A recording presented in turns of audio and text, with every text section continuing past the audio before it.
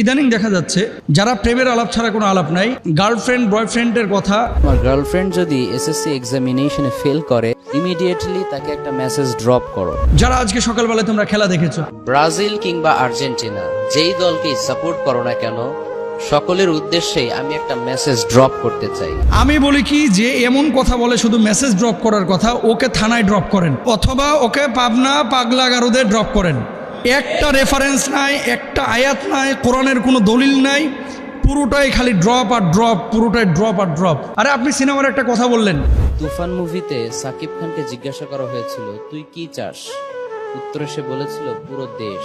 এই যে এই ধরনের অনেক বিষয়গুলো তারা বিভিন্নভাবে বিভিন্ন উপায়ে দর্শকদের সামনে, মানুষের সামনে, জাতির সামনে পেশ করছে। আমি এই ছেলেটাকে যেই মেসেজ ড্রপ বলেন, আপনিও চিনেন আমরাও চিনি, একে আলেমই মনে করি না। আর যখন আপনি ধর্মীয় লেবাস পরে আবেদ আলীর মতো, যখন আপনি টুপি পরে পাঞ্জাবি পরে দাড়ি রেখে আপনি যখন এই ধরনের কোনো কাজ, কোনো কর্মকাণ্ড করবেন, তখন মানুষ মনে করবে এটাই ইসলাম।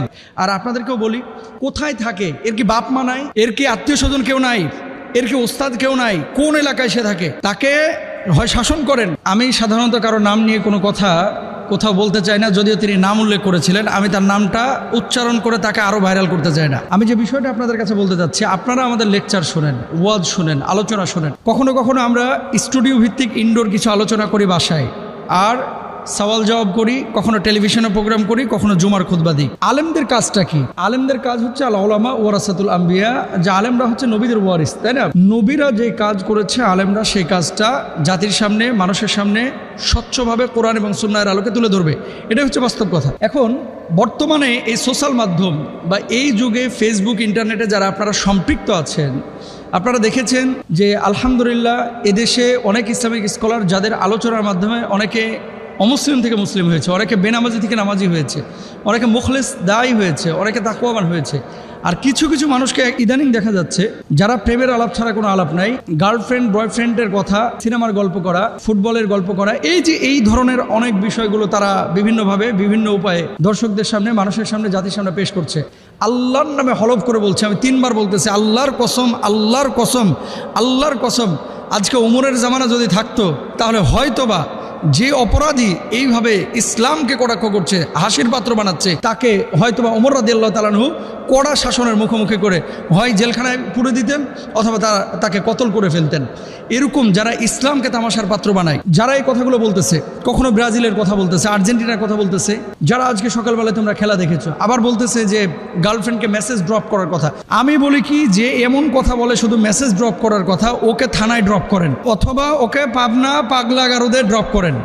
একটা রেফারেন্স নাই, একটা আয়াত নাই, কোরআনের কোনো দলিল নাই, পুরোটাই খালি ড্রপ আর ড্রপ, পুরোটাই ড্রপ আর ড্রপ। জায়েজ আছে এই সমস্ত বিষয়? আরে আপনি সিনেমার একটা কথা বললেন যে অমুক সিনেমা এই ঈদে মুক্তি পেয়েছে, আপনি যখন এই সিনেমার নেগেটিভ 4-5টা বিষয় বলবেন, অনেক শ্রোতা আছে এটা ক্লিক করে দেখতে চাইবে যে আসলে হুজুর এটা বলেছে, একটু খুলে দেখি না কি আছে আসলে, তার মানে আপনি উৎসাহিত করেছেন। আমি বলি রাসূল আকরাম সাল্লাল্লাহু আলাইহি ওয়াসাল্লাম এই সমস্ত আলেমদেরকে, দায়ীদেরকে, যারা এমন কাজ করেছেন, তাদেরকে কি বলেছেন একটু দেখেন। এরা দাজ্জালের চাইতেও মারাত্মক। জোরে সরে বলেন নাউযুবিল্লাহ। আল্লাহর হাবিব সাল্লাল্লাহু আলাইহি ওয়াসাল্লাম এদেরকে দাজ্জালের চাইতেও মারাত্মক বলেছেন। দেখেন রাসূল আকরাম সাল্লাল্লাহু আলাইহি ওয়াসাল্লাম বলেছেন, এমন কিছু রয়েছে যেটির ব্যাপারে আমি আমার উম্মতের জন্য দাজ্জালের অপেক্ষাও বেশি ভয় পাই। নবীজি বলছেন যে পরবর্তীতে এমন কিছু মানুষ আসবে যে মানুষগুলো দাজ্জালের চাইতে মারাত্মক হবে। দেখেন, ভণ্ডামি আপনি সাধারণ গেটআপে করেন, সেখানে কোনো মানুষ বিভ্রান্ত হবে না, যে ও জানে যে ওটা ভণ্ড। আর যখন আপনি ধর্মীয় লেবাস পরে আবেদ আলীর মতো, যখন আপনি টুপি পরে পাঞ্জাবি পরে দাড়ি রেখে আপনি যখন এই ধরনের কোনো কাজ, কোনো কর্মকাণ্ড করবেন, তখন মানুষ মনে করবে এটাই ইসলাম, অথচ এটা সম্পূর্ণরূপে হারাম। আল্লাহ রাসূল সাল্লাল্লাহু আলাইহি ওয়াসাল্লাম কি বলছেন? তখন আমি ভীত হয়ে পড়লাম। তাই আমি বললাম, হে আল্লাহ রাসূল সাল্লাল্লাহু আলাইহি ওয়াসাল্লাম, এটি কোন জিনিস যার ব্যাপারে আপনি আপনার উম্মাহের জন্য দাজ্জালের চাইতে অধিক ভয় করেন? আল্লাহর হাবিব সাল্লাল্লাহু আলাইহি ওয়াসাল্লাম বললেন, পথভ্রষ্ট আলিমগণ। আমি এই ছেলেটাকে যেই মেসেজ ড্রপ বলেন, আপনিও চিনেন আমরাও চিনি, একে আলেমই মনে করি না। যদি আলেম হতো তার তাফসির থাকতো, আলেম হতো ইসলাহের অনেক কথা থাকে, আলেম যদি হতো তাহলে কোরআন হাদিসের অনেক কথা থাকে যেগুলো নিয়ে কথা বলতো। সারাক্ষণ খালি এই যে গার্লফ্রেন্ড বয়ফ্রেন্ড এই ধরনের আলাপ আচরণ যারা করে, তাদের আলোচনা শুনেন না ভাই।